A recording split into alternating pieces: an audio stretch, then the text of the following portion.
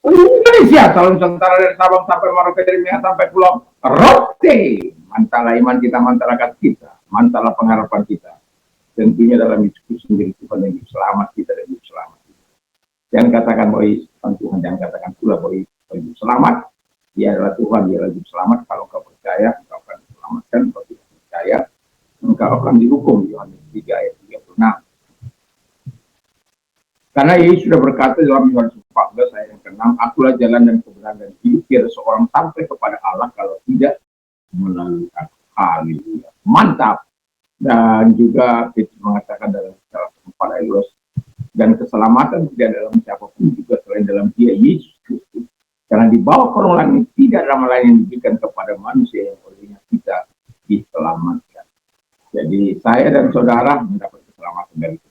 Dan Yohanes 3 ayat 16, karena begitu besar kasih Allah akan dunia ini, sehingga Ia mengaruniakan anaknya yang tunggal, supaya setiap orang percaya kepadanya tidak binasa, melainkan beroleh hidup yang kekal. Saya, saudara, kita semua memperoleh hidup yang kekal. Dengan hati percaya kau dibenarkan, dengan mengaku kau diselamatkan. Dan hati orang yang percaya tidak akan pernah dipermalukan. Dalam Roma 10 ayat 9 sampai dengan 11. Kiranya di pagi ini kekuatan Tuhan, kekuatan firman, kekuatan Roh Kudus, kekuatan doa, kekuatan iman akan menyertai langkah-langkah hidup kita dalam rangka menghadirkan kerajaan Allah di mana kita ada. Dan Tuhan Yesus memberkati. Dan sebelum kita mendengarkan firman Allah, kita berdoa. Terima kasih Tuhan, kami bersyukur dalam nama Yesus. Amin. Saya akan membacakan satu ayat dalam Mazmur 60 ayat 14. Dengan Allah akan kita lakukan perbuatan yang gagap perkasa, sebab Ia sendiri akan menginjak-injak para lawan kita. Haleluya. God is control. Tuhan adalah pemegang kendali. Itu tema kita di pagi hari ini. Dan sebenarnya pembacaan ini harus dibaca dari ayat 1 sampai dengan 14. Jadi kita bisa membawa kita membaca firman Allah, kita mendengarkan. Puji nama Tuhan.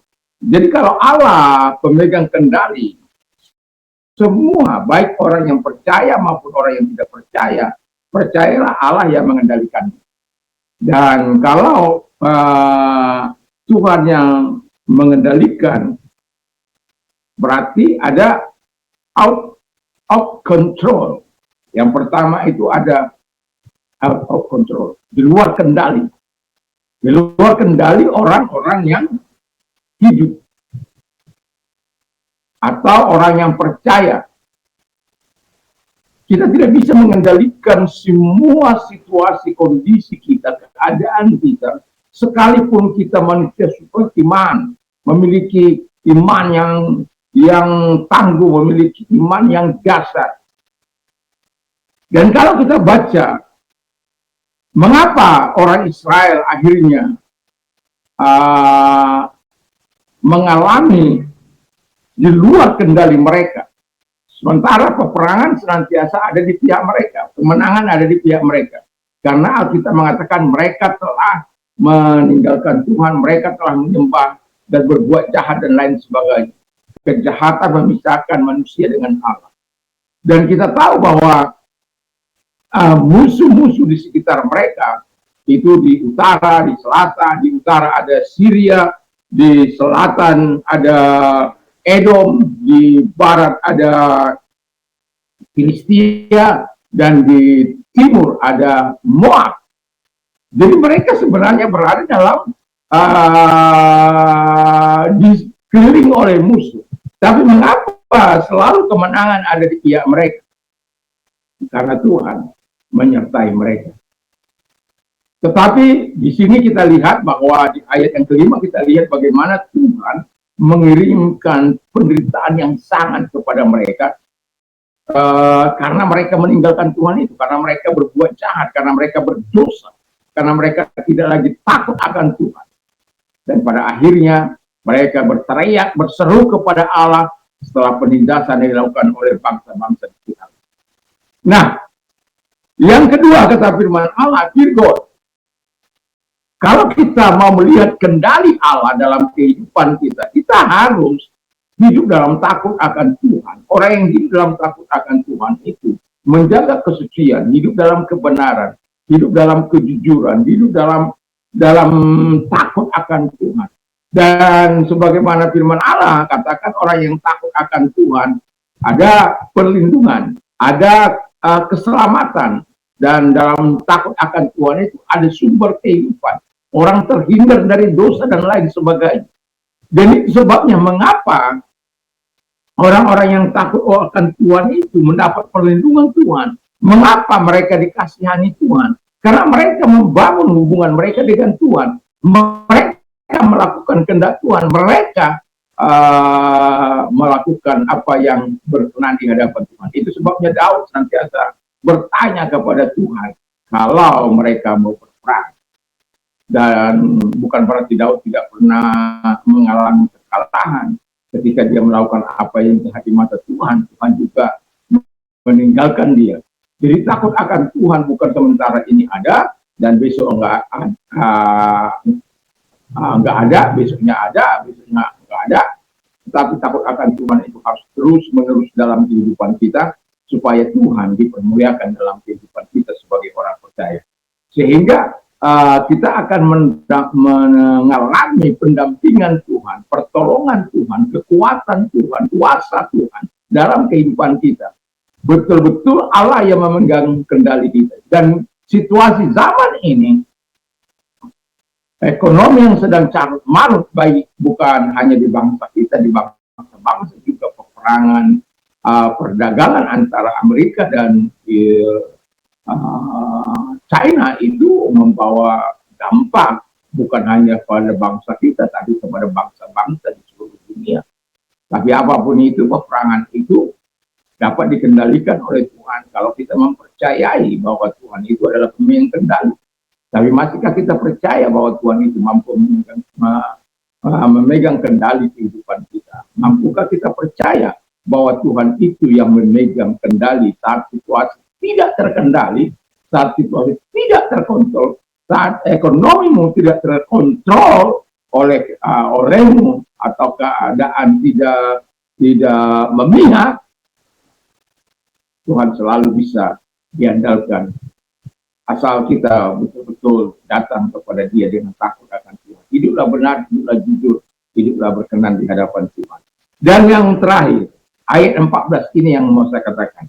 Real help comes from God alone. Jadi pertolongan itu hanya datang dari Tuhan saja, bukan dari yang lain.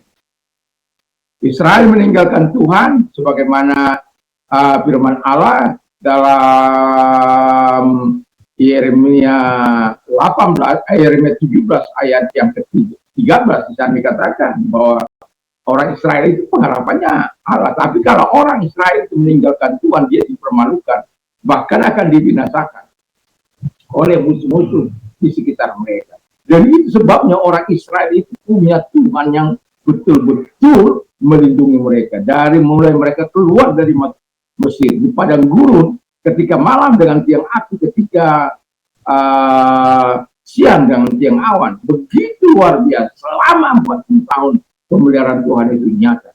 Dan real help itu hanya datang dari Tuhan, bukan dari siapa-siapa. Dan itu sebabnya ketika Tuhan mengendalikan hidup kita, ketika kita percaya bahwa kendali di dalam tangan dan kuasa Tuhan, cintailah Tuhan, kasihilah Tuhan, hiduplah berkenan, senangkan hati Tuhan, supaya kita mendapat pembelaan setiap waktu dalam kehidupan kita.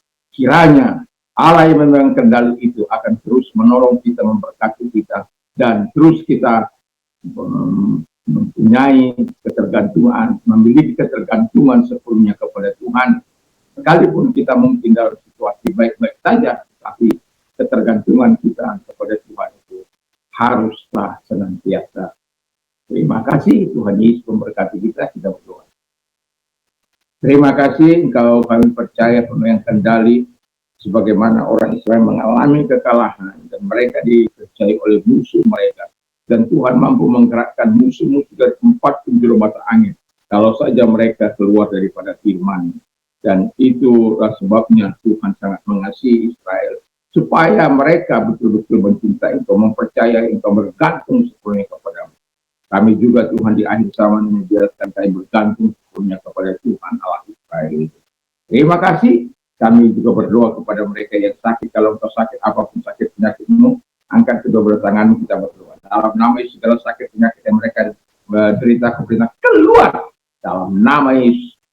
Oleh biru-birunya engkau sembuh, oleh kuasanya engkau sembuh. Yesus yang menyembuhkan engkau. Ketika engkau mengalami masalah yang berat dalam hidupmu, Tuhan jawaban dari segala hidupmu. Real help itu, pertolongan nyata itu datang dari Tuhan. Kalau engkau orang yang membutuhkan pertolongan, datang kepada Tuhan dan angkat kedua belah tanganmu berdoa. Terima kasih Tuhan, Engkau yang menyatakan aku mengeluarkan mereka dari kesukaran, dari kesesakan, dari penderitaan, dari sakit penyakit mereka.